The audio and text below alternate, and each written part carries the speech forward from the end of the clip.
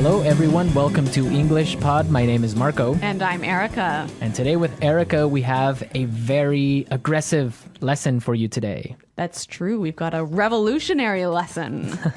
Yes, today at English Pod, we're protesting. So, Erica, why don't you tell us what a protest is?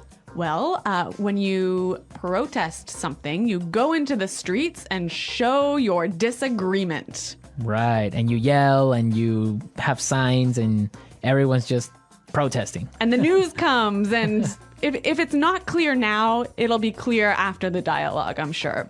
Definitely, definitely. So why don't we start with our vocabulary preview?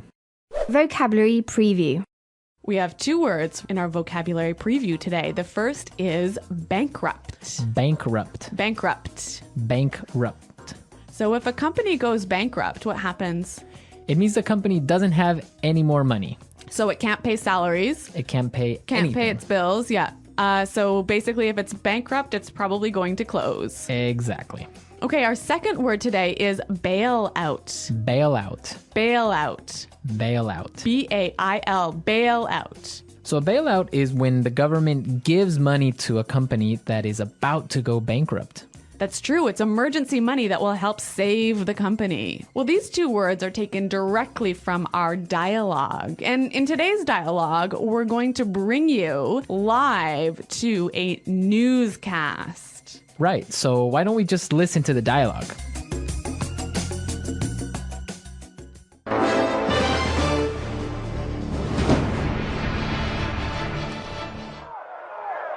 This is Action 5 News reporter Sarah O'Connell reporting live from Washington, D.C., where a protest has broken out. Thousands of angry citizens are protesting against the proposed bailout of the auto manufacturing industry. Sir, Sarah O'Connell, Channel 5 News, can you tell us what's happening? Yeah, we're here because we feel this is an injustice. The financial irresponsibility of big business has to stop. We're here to show the government that we don't like the way they're spending our tax dollars. Sir, but what exactly is making everyone so angry? It's an absolute outrage, Sarah. The U.S. government wants to give $25 billion of taxpayers' money to the auto industry. These are companies that have been mismanaged and are now nearly bankrupt. I see. But many supporters of the bailout argue that it could help save the jobs of millions of hardworking Americans. That may be true, and I, for one, don't want to see anyone lose their job. But how can these CEOs ask for a bailout when they're making millions of dollars? And then they have the nerve to fly to Washington in private jets. This costs hundreds of thousands of dollars. They're asking for money. That is just not right. Good point. This is Sarah O'Connell reporting live from Washington, D.C. Back to you, Tom.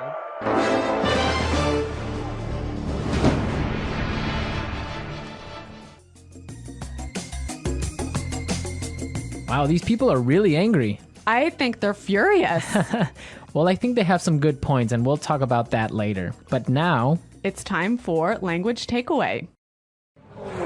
Language takeaway. Yeah, there was some great language in this dialogue. A lot of language we use to express our anger. right. And one of those words, and the first one for language takeaway, is injustice. Injustice. Injustice. An injustice. So an injustice is something that isn't fair. It's totally unfair. It's unfair, yeah. This is an injustice. Let's look at our second word, outrage. Outrage. Outrage. An outrage. So Erica, why don't you give us an example on how you would use outrage? There's no more coffee. This is an outrage. Yeah, there we go. That's an outrage. Okay, Let's go to our next word now. breakout. Break out. Breakout. Break out. So we have some great examples on how we use breakout, so let's listen. Example 1. War has broken out in Antarctica as countries of the world fight for control of the icy continent. Example 2. Officials are warning that fighting could break out in the border regions.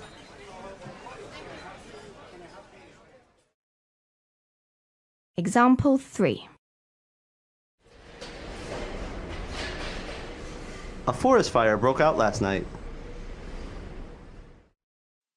Well, this is a wonderful phrasal verb that means... To begin suddenly. Okay, so I think that's pretty clear. Yep. Yeah. Break out. Let's go to our next word now. Mismanaged. Mismanaged. Mismanaged. So when something is mismanaged, it's Not managed properly. managed poorly. Poorly, right. Yeah.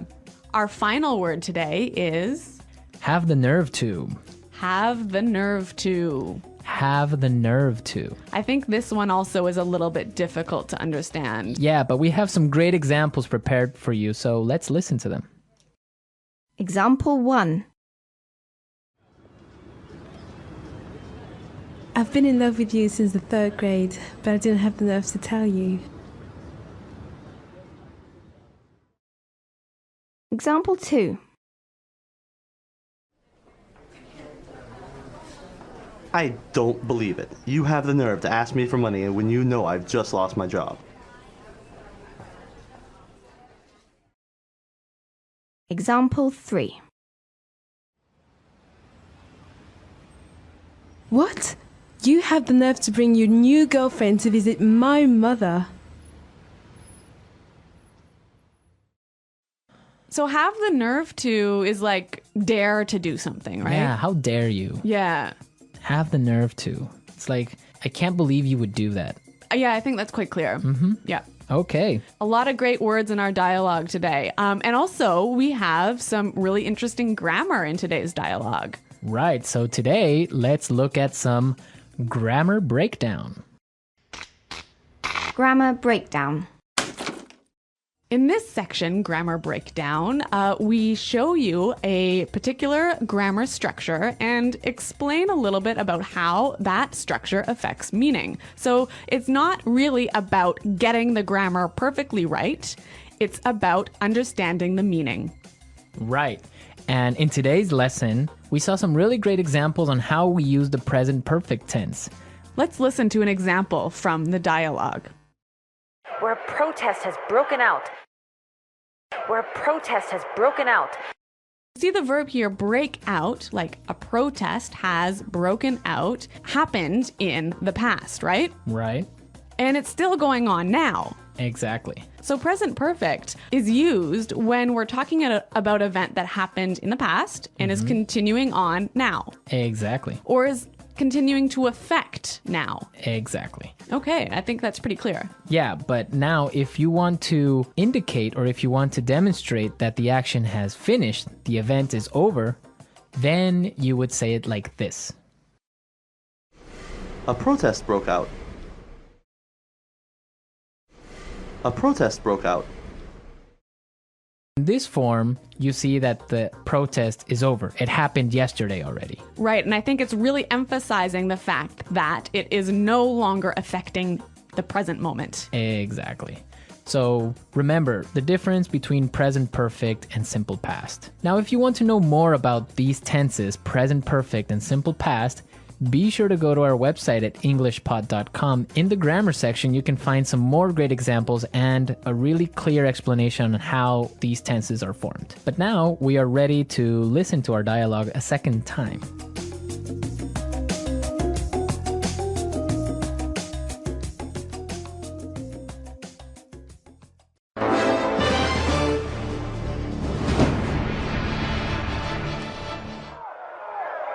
This is Action 5 news reporter Sarah O'Connell reporting live from Washington, D.C., where a protest has broken out. Thousands of angry citizens are protesting against the proposed bailout of the auto manufacturing industry.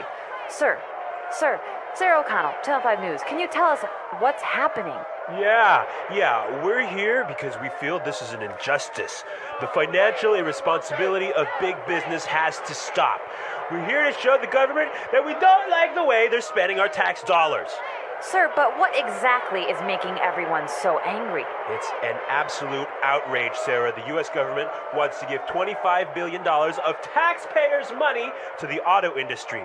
These are companies that have been mismanaged and are now nearly bankrupt. I see. But many supporters of the bailout argue that it could help save the jobs of millions of hardworking Americans. That may be true, and I, for one, don't want to see anyone lose their job. But how can these CEOs ask for a bailout when they're making millions of dollars? And then they have the nerve to fly to Washington in private jets. This costs hundreds of thousands of dollars. They're asking for money. That is just not right. Good point.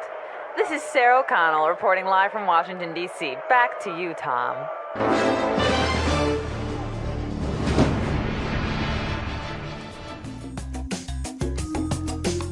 Okay, Erica, so what do you think about this situation? About the bailout of the auto industry. Yes. I think it's a bad idea. Why? There's so many reasons. I mean, I don't think it's fair for us as taxpayers. Well, I guess I'm not really an American taxpayer, but I don't think it's fair for the taxpayers to have to pay for the mismanagement of these companies. I mean, they've got so much debt. They've produced cars that nobody really wants to buy, and now they're in trouble, and it's not our money that should be spent on saving them. Yeah, I would agree with you on that, but you do have to take into consideration the fact that if these companies go bankrupt, thousands of people will lose their jobs. And not only the people that work at the factories, but also people that work for other companies that supply these factories. Yeah, I mean, I see what you're saying, Marco, but at the same time, we can't support an industry that isn't working properly. I mean, if one of these companies goes bankrupt, it's going to be terrible, but it will force the other two companies, perhaps, to manage themselves better, to streamline and become more efficient. I just think it will be better in the future. Well, it could be, but also maybe all three companies can go bankrupt. It would be sad because the American auto industry is a symbol of prosperity. Yeah. It's also the symbol of like the American culture in general. I guess that's true. So it would be a shame for it to go bankrupt because everyone owns a car in the United States, or most people, and it's just something that we can't lose. But it is an interesting topic, and we also want to know your opinions about this. Yeah, listeners, please come to our website at englishpod.com and tell us what you think about this bailout and about this lesson. On the website, we'll post a link to the news article where you can read a little bit more about this because this is actually going on now. That's true. Well, everyone, thanks for listening, and until next time, goodbye. Bye.